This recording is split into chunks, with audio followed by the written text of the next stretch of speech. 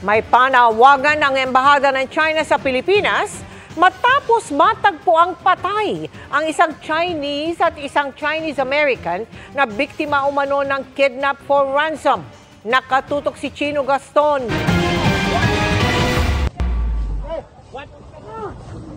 Ito ang aktwal na pag-retrieve ng mga otoridad sa dalawang bangkay ng lalaki sa barangay Patintinan, Sangay, Camarines Sur noong June 24. Nakabalot sa kumot at umano'y inilaglag sa bangin. Batay sa autopsy, walang nakitang malalang sugat o tama ng bala ang mga biktima maliban sa mga pasa sa katawan. Lumabas sa investigasyon ang isang biktima ay Chinese at ang isa naman ay Chinese-American, parehong biktima ng kidnapping. Ayon sa PNP Anti-Kidnapping Group, hinahanap nila ang mga huling kausap ng dalawang biktima.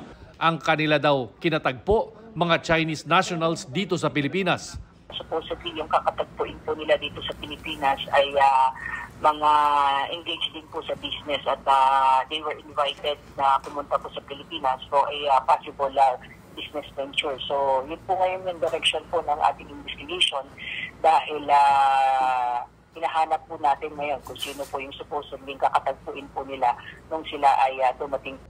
June 20 dumating sa bansa ang mga biktima at may sumundo raw sa mga ito sa airport. Nakausap pa raw noon ng isa sa mga biktima ang kanyang asawa sa telepono. Pero bandang hapon, hindi na raw ito makontak. Kinabukasan may tumawag na sa kaanak ng mga biktima at nanghihingi ng 5 million yuan o katumbas ng 40 million pesos na ransom. Nakapagpadala pa raw ng pera ang pamilya pero hindi na kumontak ulit ang nanghingi ng ransom. Ng June 23 po ay nakipag-ugnayan po yung abogado po ng isa sa mga biktima regarding nga po doon sa isa sa mga nawawalang biktima. At then nung June 24 po ay naka-receive po sila ng information po sa provincial director po ng Camarines Sur at informing them na may dalawa nga pong found dead body. Kinumpirma ng Chinese Foreign Ministry na nakidnap nga at pinatay ang isa nilang kababayan. Nananawagan rin ang Chinese Embassy sa Pilipinas na gawin ang lahat para protektahan ang mga Chinese national sa bansa.